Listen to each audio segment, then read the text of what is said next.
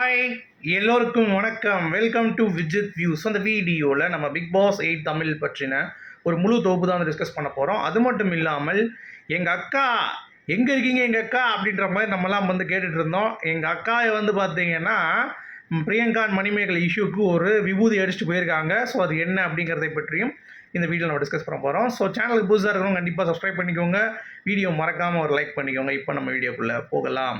So Bigg Boss 8 தமிழுக்கான grand launch date பார்த்தீங்கன்னா reveal ஆகிடுச்சு. It's none other than October 6 6 மணிக்கு இந்த பிக் பாஸ் ஆரம்பிச்சிச்சு. அப்படின்னா அதுக்கடுத்து கிட்டத்தட்ட 3 மாதம் வேலை திட்டம் மாதிரி 105 நாட்கள் நாங்களும் பார்த்தீங்கன்னா முழுவதுமாக வேலையில் இருக்க வேண்டும் அப்படிங்கிறது தான்.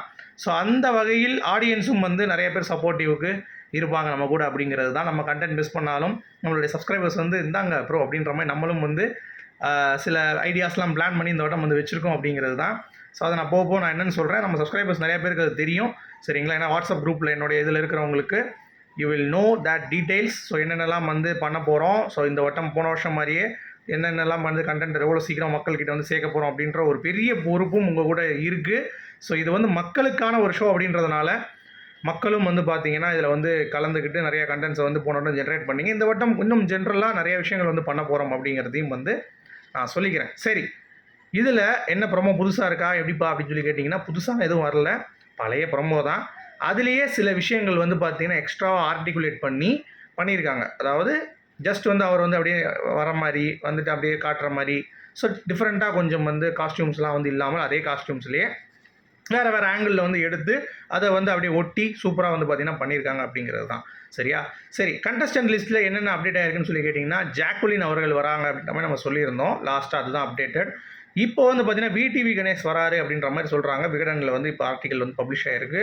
ஸோ விடிவி கணேஷ் எப்படி அப்படின்னு சொல்லி யோசிக்கும் பொழுது, என்னப்பா இந்த வட்டம் ஒரே சீனியராக இருக்காங்க, ரவீந்திர வராரு, இன்னொரு பக்கம் ரஞ்சித் வராரு, இன்னொரு பக்கம் இவர் விடி கணேஷ் வராரு. அப்படிங்கிறப்ப சீனியர்ஸ்க்கான சீசனாக இருக்குமோ இந்த சீசன் அப்படிங்கிறது அப்படியே ஒரு மிகப்பெரிய ஒரு கேள்விக்குறி ஆயிடுச்சு அப்படிங்கிறது தான்.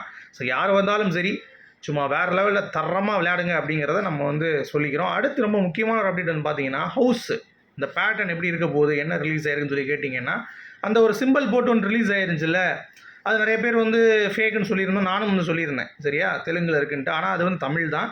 ஸோ அது எங்கன்னு பார்த்தீங்கன்னா, விஜய் சேதுபதி அவர்கள் இன்னும் பேசுவார் தெரியுமா, அதில் மேலே 8ன்னு போட்டிருக்காங்க போல தெரியுது. அதாவது ஷூட் அப்படியே எல்லாம் அமைதியாக இருக்கிறப்ப டக்குன்னு எல்லா லைட்டையும் ஆஃப் பண்ணிட்டு ஒரு குண்டு பல்பு போடுவாங்களா, அந்த மாதிரி ஒரு குண்டு பல்பாக மேலே சீசன் 8 லான்ச் இருக்குங்கிறது தான். அது விஜய் சேதுபதி அவர்களுடைய அங்கே நின்று பேசுகிற ஒரு செட்டு தான் அது அப்படிங்கிறது தான் பாயிண்ட்.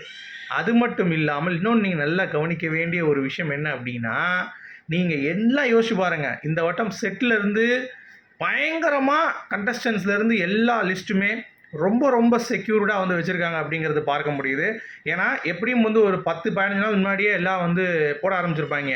ஆனால் நீங்கள் நல்லா கவனிச்சிங்கன்னா இன்னும் 10 நாள் தான் இருக்கக்கூடிய நிலையில் இன்னும் கண்டஸ்டன்ஸ் இவங்க இருப்பாங்க அவங்க இருப்பாங்களா, செட்டு என்னப்பா ரிலீஸ் ஆகலை, எங்கப்பா ஃபோட்டோஸ் எதுவும் ஜிக்க மாட்டேதுங்கிறப்ப இப்போ தான் கொஞ்சம் கொஞ்சமாக லீக் ஆகுது. நம்ம எப்பயும் போல் லீக் பண்ணுவாங்க, ட்விட்டரில் ஒருத்தன் லீக் பண்ணுவேன், இன்ஸ்டாகிராமில் லீக் பண்ணுவான், இந்த மாதிரி ஏகப்பட்ட லீக்ஸ் இனிமேல் வரும். ஸோ கண்டஸ்டன்ட் லிஸ்ட்டு வரிசையாக பார்த்தீங்கன்னா என்னென்னலாம் அப்டேட் இருக்குதுன்னு சொல்லி நம்ம அடுத்தடுத்து பிக் பாஸ் சம்மந்தப்பட்ட விஷயங்கள் பற்றி பேசலாம் அப்படிங்கிறதும் சொல்லிக்கிறேன். ஓகேவா? ஸோ ஹவுஸ் ரிலேட்டடாக வந்துருச்சு. இந்த மேலே குண்டு பல்பெலாம் போட்டாங்க. பட் வீடு எத்தனை வீடு, 1 2 அப்படின்ற மாதிரி. ஏன்பா ஏற்கனவே சொல்லிட்டோம்லப்பா 1 தான்ட்டு. அங்கே தான் ஒரு ட்விஸ்ட்டு. இந்த வட்டம் 2 வீடு அப்படின்ற கான்செப்ட். என்னடா அப்படின்றீங்களா? ஆமாங்க, ஏற்கனவே ஒரு வீடு அப்படிங்கிறப்ப கண்டென்ட்டை இவங்களாம் ஜென்ரேட் பண்ண வேண்டியிருக்கு. அதாவது பொங்கலில் உப்பு ஒருத்தன் போட வச்சு, ஏன்டா பொங்கலில் உப்பு போட, ஏன்டா கிச்சன் டீம் அப்படின்னு சொல்லிட்டு சண்டை எழுக்கிறது. அப்புறம் வெங்காயத்தை வெட்டும்போது வெங்காயத்தை ஃபாஸ்ட்டாக வெட்டி கொடுக்க மாட்டிங்களா அப்படின்ற மாதிரி ஒரு சண்டை போடுறது. இந்த மாதிரி தான் சண்டைகள் பார்த்தீங்கன்னா சிங்கிள் ஹவுஸ் இருக்கிறப்ப ஜென்ரேட் ஆகிருக்கு. ஆனால் இந்த small boss Bigg Boss house இருக்கிறப்ப என்ன ஆகும் அப்படின்னா, நீங்கள் சண்டையை போட தேவையில்லை, பாகம் பிரிங்கடா, 6 பேரை சரி அங்கே அனுப்பினான்னு எவன்லாம் டார்கெட் பண்ணி அனுப்புறானோ அப்பயே என்ன எதுக்கு நீ அனுப்புறேன், நான் எதுக்கு தகுதி இல்லை சொல்லுடா அப்படின்ற மாதிரி பார்த்தீங்கன்னா பேசி சண்டை வலிச்சு அங்கேருந்தே கண்டென்ட் ஜென்ரேட் பண்ணிடுறாங்க. ஸோ அப்படி இருக்கும் பொழுது கண்டிப்பாக 2 வீடு கான்செப்ட் தான் வைக்கலாங்கிறப்ப நம்மளும் ப்ரொமோ டீமில் சில பேர்கிட்ட பேசும் பொழுது அவங்களும் அதான் கன்ஃபார்ம் பண்ணுறாங்க, இந்த வட்டம் 2 வீடு கான்செப்ட் தான் அப்படின்ற மாதிரி. நமக்கும் ஷாக் ஆகிடுச்சு. சரி பரவாயில்ல, 2 வீடு கான்செப்ட். ஆனால் டாஸ்கே இல்லாமல் நல்லா உட்காந்து பார்த்தீங்கன்னா சோத்தை போட்டு உட்காந்து பேசுங்கடான்னு சொல்லிடுவீங்களாடா பிக் பாஸ் அப்படின்ற மாதிரி ஒரு பக்கம் வந்து நமக்கு வருத்தமாக தான் இருக்குது. ஏன்னா போகிற ஆட்களும் அப்படி தான் இருக்காங்க பார்க்குறதுக்கு. நம்ம ரவீந்தர் சார்லாம் எங்கே டாஸ்க் ஆட போகிறாரு அப்படிங்கிறது தான் நமக்கும் வந்து தோணுது.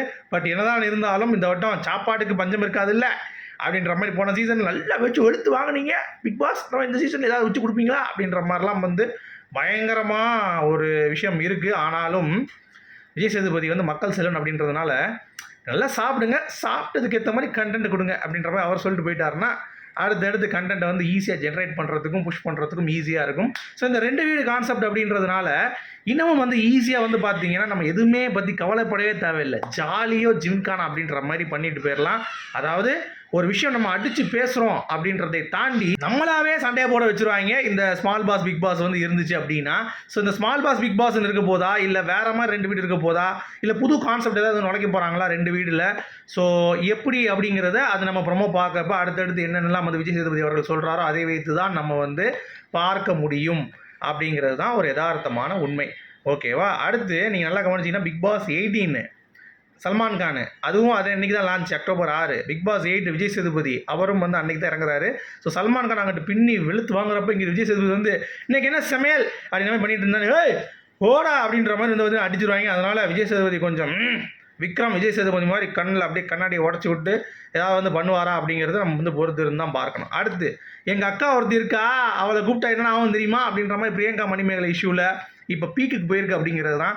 ஒரு பக்கம் குறைஷியனாலும் திருப்பி போஸ்ட்டை போட்டு பேக் டு பேக் மணிமேகலை வந்து செஞ்சுட்டு இருக்காங்க. என்ன ஏய் நான் கையை தூக்கி கட்டவேன், ஆனால் நீ நல்லவனை நடிக்காத அப்படின்ற மாதிரி சிம்பு படம் டைலாக்லாம் போட்டு ஸோ மணிமேகலை வச்சு ஒரு பக்கம் செஞ்சுட்டு இருக்காரு. இன்னொரு பக்கம் வந்து பிரியங்கா கதறி அழுதாங்க. அவங்க அயர்லாண்டில் இருக்காங்க, அவங்களுக்கு ரொம்ப ஃபீலிங்காக இருக்குன்னு சொல்லிட்டு நம்ம வனிதாக்கா வந்து பார்த்தீங்கன்னா நம்ம பிரியங்காவுக்கு ஆதரவாக இங்கே நின்ட்டாங்க. என்ன அப்படின்னா செல்ஃப் ரெஸ்பெக்ட் அப்படிங்கிறது மணிமேகலைக்கு மட்டும்தானா, பிரியங்காவுக்கு இருக்கக்கூடாதா? எல்லாத்துக்கும் இருக்குங்க, சும்மா வந்துலாம் பேசக்கூடாது அப்படின்ற மாதிரி சொல்லிட்டு வாக் அவுட் பண்ணுறதுலாம் ஒரு பெரிய விஷயமா? நான் அப்படி பார்த்தா நானே ஒரு 18-20 தடவை வாக் அவுட் பண்ணியிருப்பேன். என் பர்சனல் லைஃபாக இருக்கட்டும், ப்ளஸ் வந்து பார்த்தீங்கன்னா பிக் பாஸ் ஷோவாக இருக்கட்டும், இந்த மாதிரி ஏகப்பட்ட இடத்துல நான் வெளியே வந்திருக்கேன். ஏன் எங்கள் வீட்டிலேருந்து நான் வெளியே வந்திருக்கேன்ப்பா அப்படின்ற மாதிரி அவங்களும் வந்து பார்த்தீங்கன்னா அதை ரொம்ப சாதாரணமாக சொல்லிட்டு அது சொல்கிறது ஓகே. பட் எது கம்பேரிசன் பண்ணுறீங்க?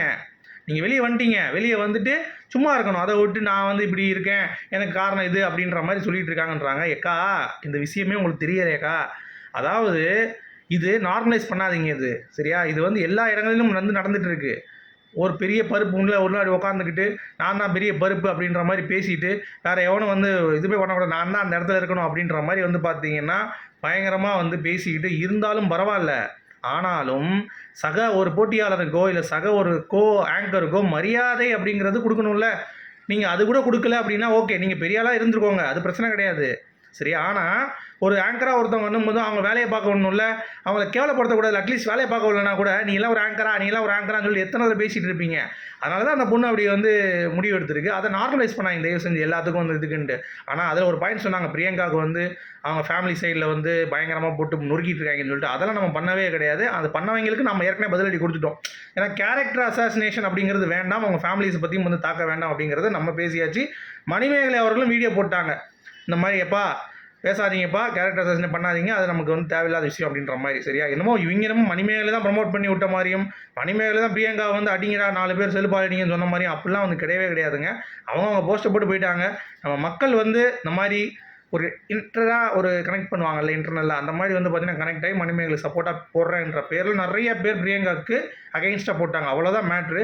பட் அதற்காக அப்படியே இன்னும் சொல்கிற தலையில் சொம்பு தூக்கிட்டு அப்படியே வரிசையாக வந்து பார்த்தீங்கன்னா நின்று ஒருத்தன் வந்து சப்போர்ட் பண்ணுறதுக்கு பிரியங்காக்காவும் ரியாக்ட் பண்ணியிருக்க தேவையில்லை. இது அப்படியே விட்டுருந்தாங்கன்னா இந்த இஷ்யூ அப்படியே டைல்யூட் ஆகிருக்கும். பிக் பாஸ்க்கு எல்லாம் வந்து பார்க்க போயிருப்பாங்க. அதை விட்டு நான் கருத்து தெரிவிக்கிறேன் அப்படின்ற மாதிரி வந்துட்டு பேசுகிறதுலாம் வந்து பார்த்தீங்கன்னா நமக்கு வந்து தேவையில்லாத ஒரு விஷயமா இருக்குது.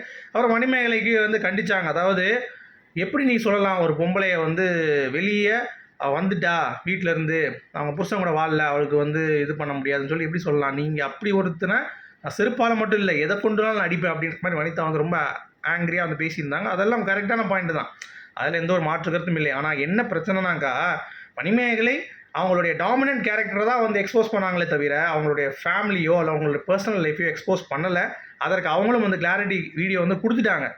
இப்போ இன்னொரு சைட்லேயும் வந்து மணிமேகலை இப்போ தாக்கி அடுத்தடுத்து வந்து பேசுகிறீங்களா, ஸோ இதுவும் வந்து கேரக்டர் அசாசினேட்டிங் தான். அப்படி இல்லாமல் நான் அப்படி இல்லை அப்படின்ற அந்த கிளாரிஃபிகேஷன் வீடியோ என்றைக்கு வந்து பிரியங்கா அவர்கள் வந்து போடுறாங்களோ, என்னைக்கு இந்த சொம்பெல்லாம் வந்து அடிக்கிறத நிப்பாட்டினாங்களோ, அவங்கவங்க பேசிக்கிட்டு அவங்க போயிடட்டும். மகாபா மொத சொன்னார்ல, இப்போ அவரும் தகுதி இல்லாதவர் ஆயிட்டாரு.